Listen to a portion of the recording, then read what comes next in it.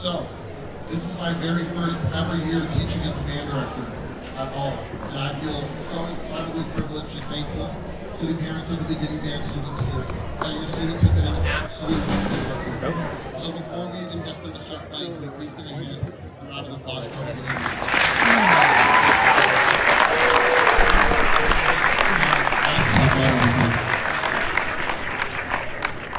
So, a lot of students join band out of elementary school and don't quite know exactly what to expect in this class.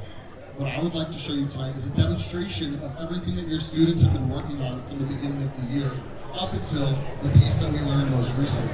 We're going to continue to learn more and more and more in the second half of this year. So,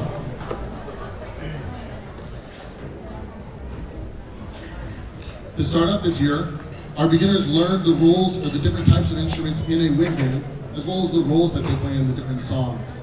This came in watching videos of performances of all types of different genres, but also trying out the mouthpieces. So while students were already learning to count rhythms on their sheet music and to name note names on their sheet music, they were trying out the mouthpieces during class to see which instruments best fit what they wanted to play and what they felt most comfortable with. So I want to share with you the sound of these mouthpieces as these students worked on them for the first few days of class and weeks.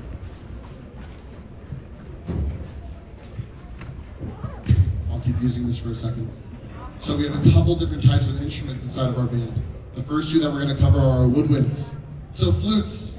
Flutes, can you raise your head joint above your head? This is our flute head joint. It's the beginning of the flute and it's how they create the sound. Despite being called a woodwind, there's no wood inside of this flute. Our sound is created by blowing air across the tone hole if somebody would gesture to that. And it creates a certain sound that we're going to play for you now, very quickly.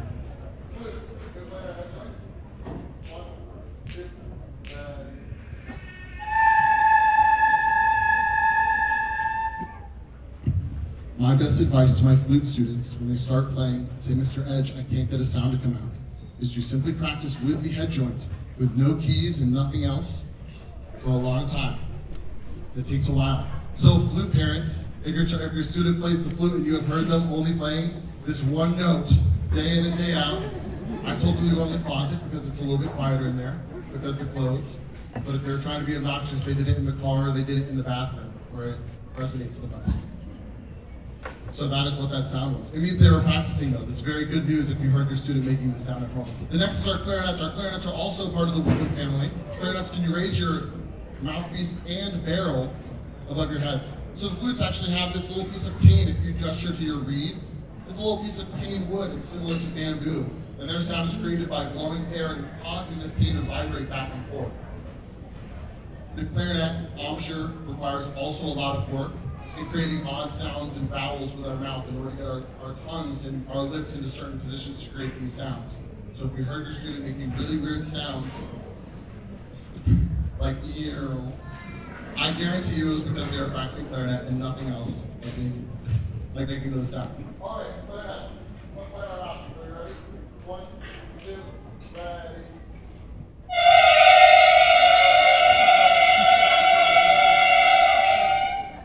One of the most famous pieces of band literature has the whole clarinet section do that.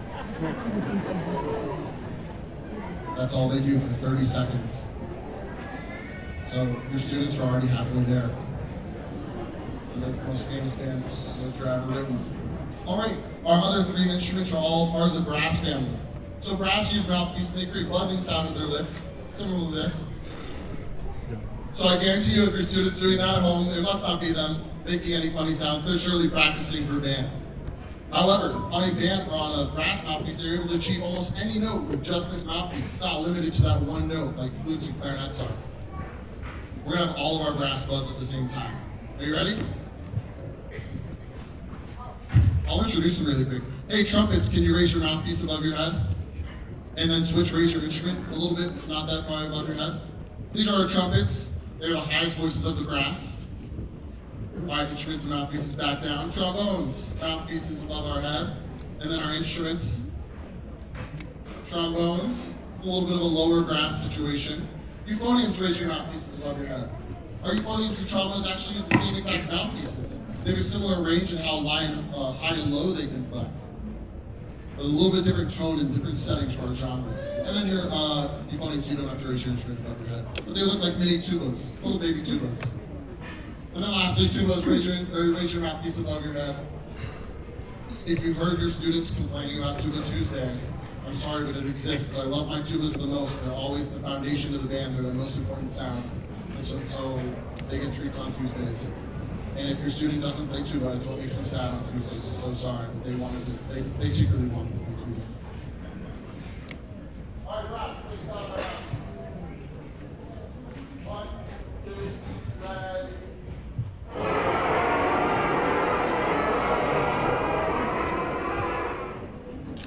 That's what it sounds like.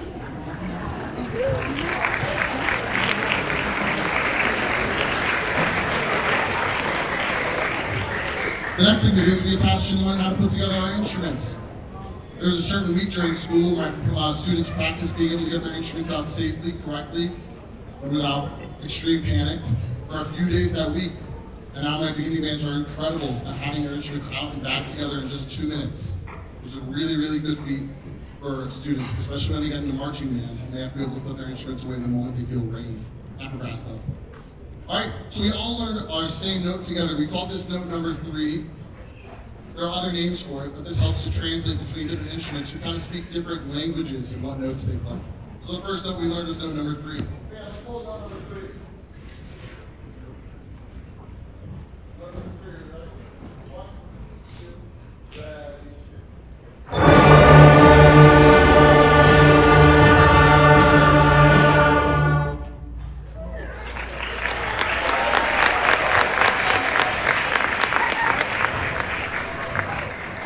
Now there might be a lot of beginners here. That is a really, really well supported tone, and a lot of air is going through those instruments at once. So if you heard your student complaining about how I had to take the balloons away, we use balloons as a training tool. We use pieces of paper as a training tool. If you ever saw your student take a piece of paper and just hold it in front of their face and blow air at it, they were practicing for their instrument, especially for my flutes and tubas, which require the most air to begin a note. Hey, so we added 4 more notes to this. We have 5 notes. Then we created our first beginnings of a major scale. We have our 5-note major scale.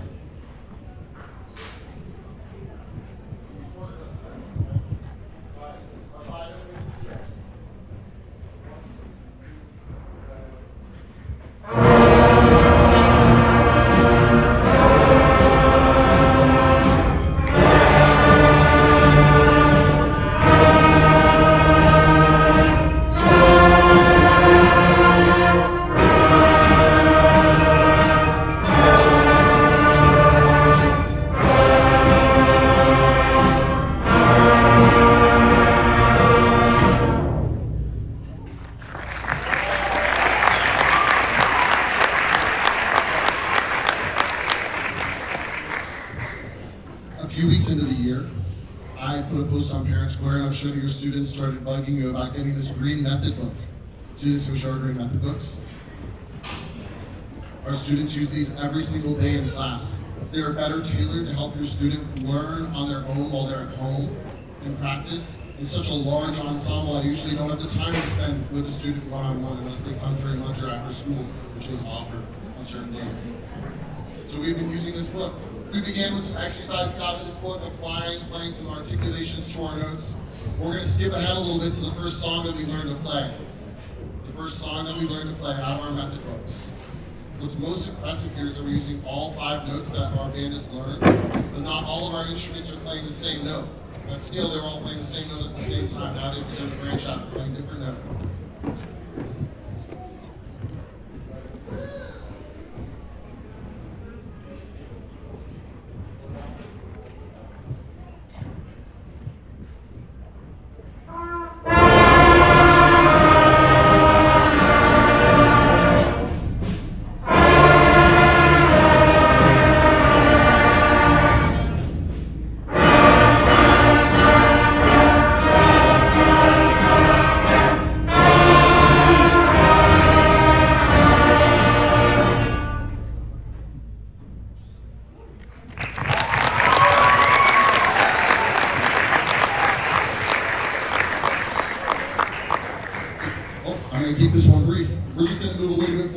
book, we've done a lot of exercises in it so far. So we're going to move forward to the next exercise, which hopefully might be an even more recognizable song.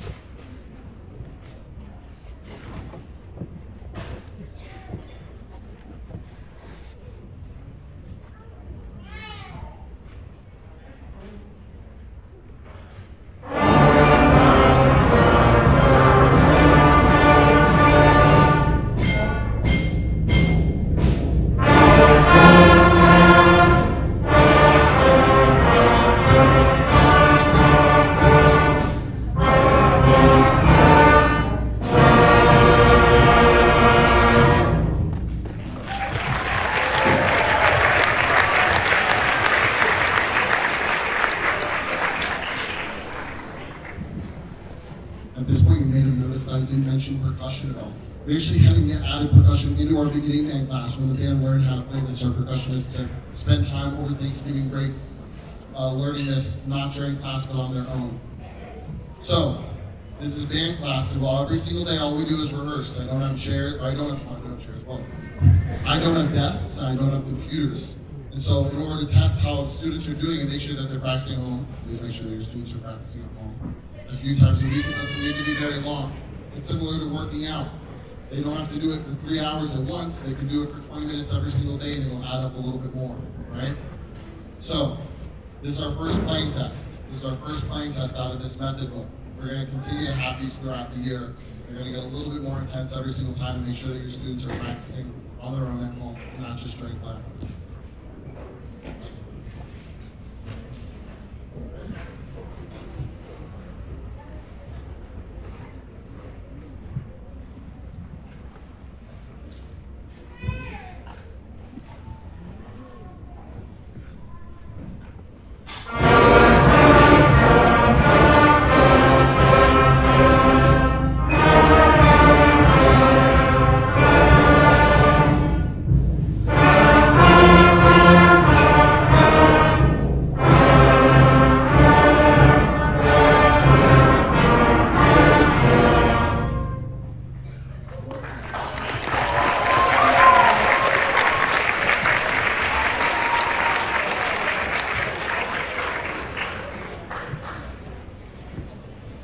Just a quick heads up that if your student is ever sick or misses on playing test day, they can come in during lunch or after school to still play that playing test for me.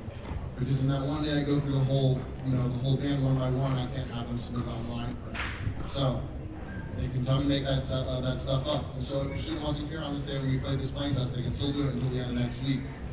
All right, finally we have made it to the finale of our beginning band. I handed out a piece of sheet music.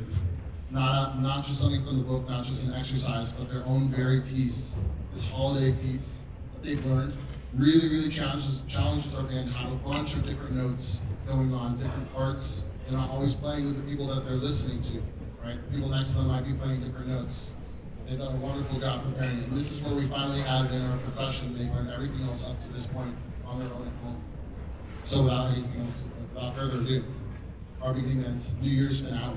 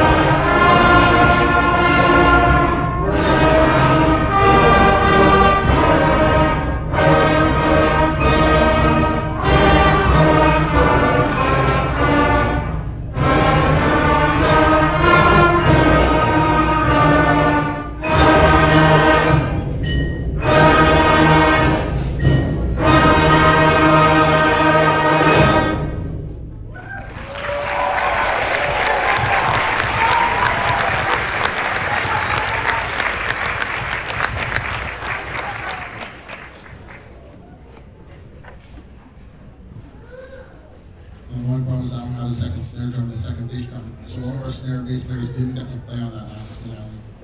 So So I think we have to do it one more time so that we can listen to it. So if you were not recording your students while they were playing this might be the one that they're most proud of. And so I'm going to give you a second chance to take a video of your student playing a New Year's finale.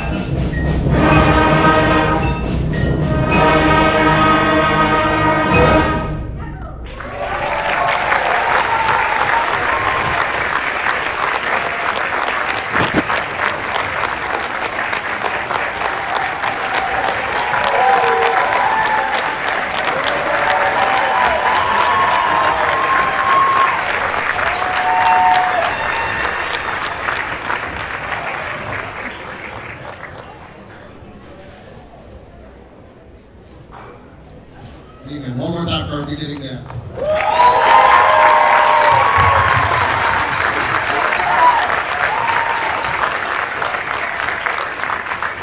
right.